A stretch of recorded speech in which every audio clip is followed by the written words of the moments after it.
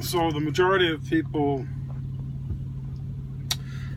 go through the education process, go through the socialization process, and establish a model of the world and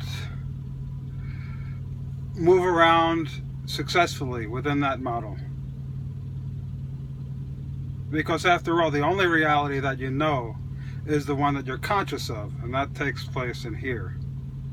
Even perceptions are translated, sensory data is reinterpreted and represented as an internal model. So I move around the world successfully with the model I've been socialized with, and the habitual behavior and responses, the habitual behavior and responses to the environment based upon that model.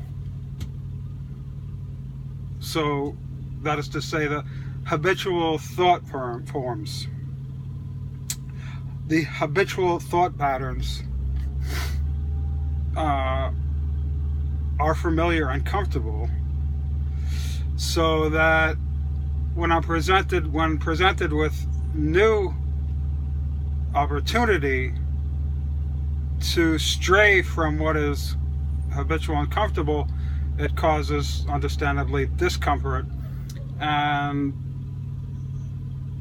the majority of people will refuse to do that, refuse to break away from the habitual modes of thought and enter into a new way of thinking.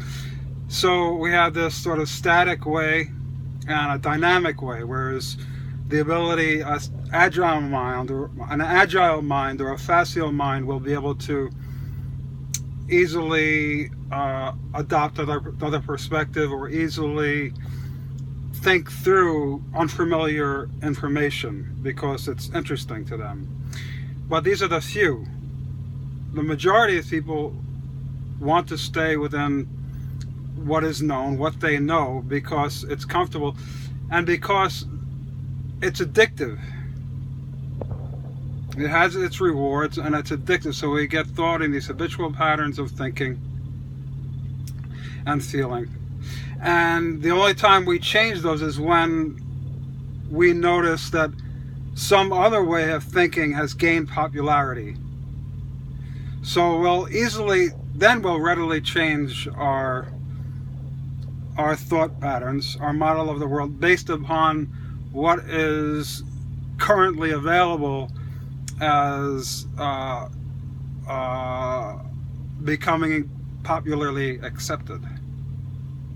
So very little changes.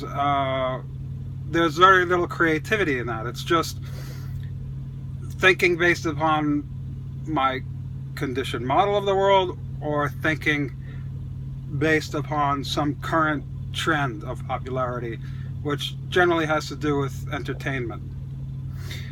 So we're habituated to stay addicted to our patterns of thinking because we think that somehow that's sufficient.